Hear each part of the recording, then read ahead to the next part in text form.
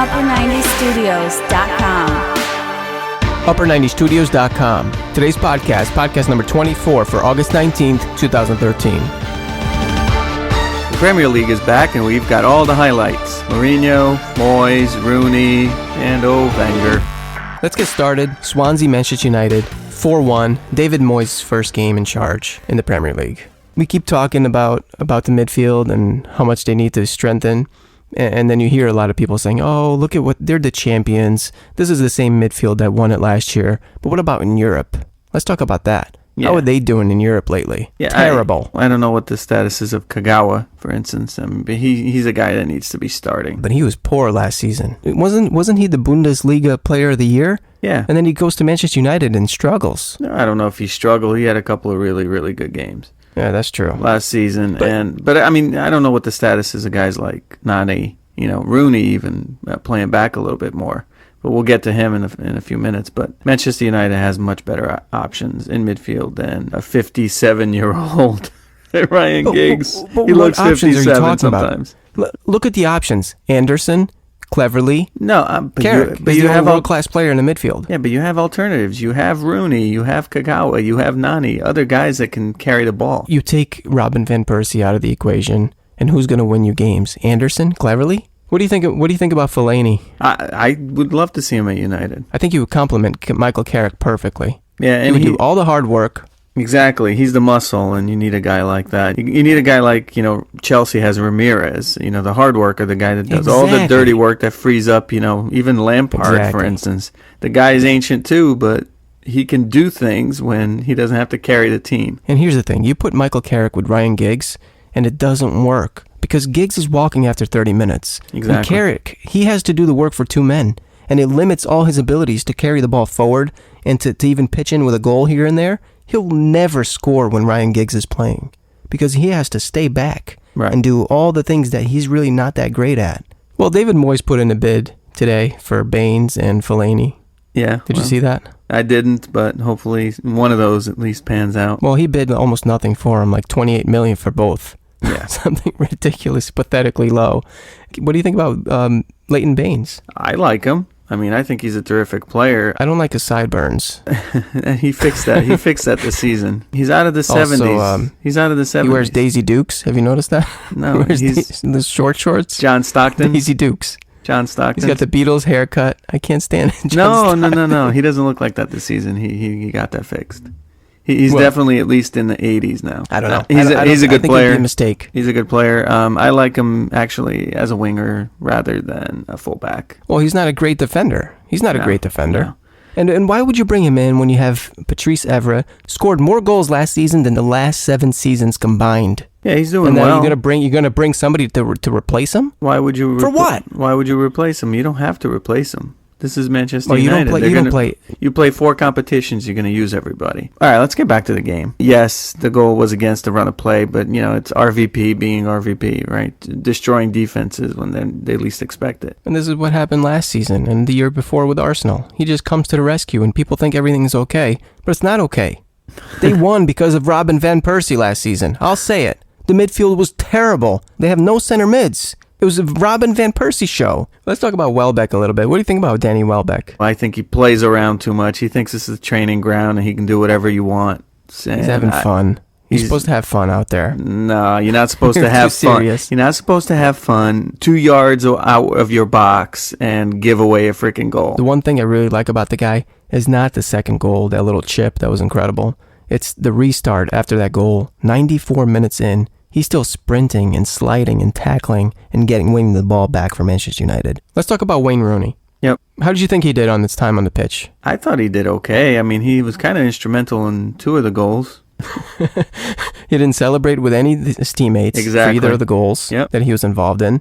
Well, he did get hacked in the second one. At the end of the game, the away fans cheer him on. How does he return the favor? He's the only player on the team to not thank him at the end. He walks straight out. Rooney, he's never going to challenge Robin van Persie for main man anymore. No way. He's never going to be the main man up front. Yeah, and that goals like that are the reason because Van Persie just comes through. It's like the whole Ronaldo nightmare all over again. But that's the Rooney thing. was the hero, and then Ronaldo comes in, and Rooney is second best. United need the help in midfield, and he's perfect there. Can you imagine this trio, Van Persie, Welbeck, and Rooney running at defenses? Yeah. My God. And that'd be crazy. And you're forgetting Chicharito. I mean... And Chicharito, yeah, exactly. What do you think about Mourinho's return? Good to see Chelsea fans being happy and liking the team. You have Oscar Hazard and Kevin De Bruyne, who's really impressing me, this kid. Yeah, me too. He's playing with a lot of confidence for a kid. We saw him in the International Champions Cup in New Jersey. Yeah. Kid is just good. He's solid. He's got a lot of skills. He fits right in with Hazard and Oscar. Very good interchanges between the three. Yeah, I mean, Mata, Hazard, Oscar, Ramirez, Torres, De Bruyne. I mean, they're all... You made a little mistake. You said Torres. No, I'm not making a mistake. Torres. I'm not saying Torres is a great goal scorer. I'm saying Torres... Then what is he there for? 50 million pounds. 50 million pounds. What is he there for? He makes some good runs. He trips over the ball. 50 it's million entertaining. For you that? Get 50 million worth of entertainment out of him every game. He has he has a few 1-2s with those other guys. He frees up defense. He does. He opens up the defense for everybody else. It's true. He's run, but that's not what his job is. His job is to put the ball in the net, and he can't do that. You know who that team needs? Rooney.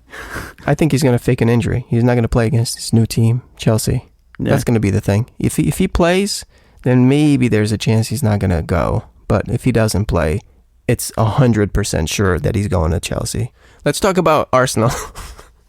Oh, man. Wenger just bid on Kabay from Newcastle, £10 million. They might get him eventually, but... But what do they need him for? They have Arteta. They have Cazorla. They're stacked in the midfield. They have Jack Wilshere. You don't need Kabay. What you need is a world-class striker who can put the ball in the net. And you need to shore up that defense because they're horrible at the back. Even the keeper is horrible. Szczesny. Can't even say his name. Listen, they need a Suarez, but they don't just need a Suarez. They need a Suarez and they need a David Luiz, or they need... Exactly. Instead, he's bidding £10 million for Kabay. You bid £20 million for Ezekiel Garay, the Argentine that's playing in Lisbon right now. That's a good move. The third goal. Yeah. That's probably the worst defending I've seen in a long time in the Premier League. And let me tell you something. The referee was outrunning the Arsenal players. He was pulling away from them with pace. It was embarrassing. Arsene Wenger apologized without apologizing. They're in trouble if they don't buy a couple players, and you know what's happening, right? They're going to be buying players late, and they're going to be desperation moves. They're in trouble. They're not going to be in the Champions League next season. And you know what? So. I said this last season, Wenger by Christmas, gone. What do you think about Liverpool this year? Here's the difference. Luis Suarez, if he comes back in 5 games, because I don't believe he will. But if he does, they're a top 5, top 6 team. If he doesn't, they're mid-table and they're going to be struggling. Manchester City just destroying Newcastle 4-0. Aguero, Dzeko, Navas, they're all on fire. Silva even was playing well, but Company got injured, pulled his groin, so that's a really bad loss for them. That's probably 2 weeks to a month, I'm guessing, and that's going to hurt them real bad. They can't cope without Company, so we'll see what happens there. Let's move on to Tottenham. Yeah, Spurs look good this season, I think. I don't know if Gareth Bale's going to stay, but Paulinho looks freaking solid. I can tell you that. Paulinho was amazing, and they have Soldado, and with Gareth Bale, they improved. They strengthened the squad, and Arsenal went backwards. Exactly. They're doing all the right moves. They're doing the exact opposite of what Arsenal's doing, and it's showing, right? They have to keep Bale.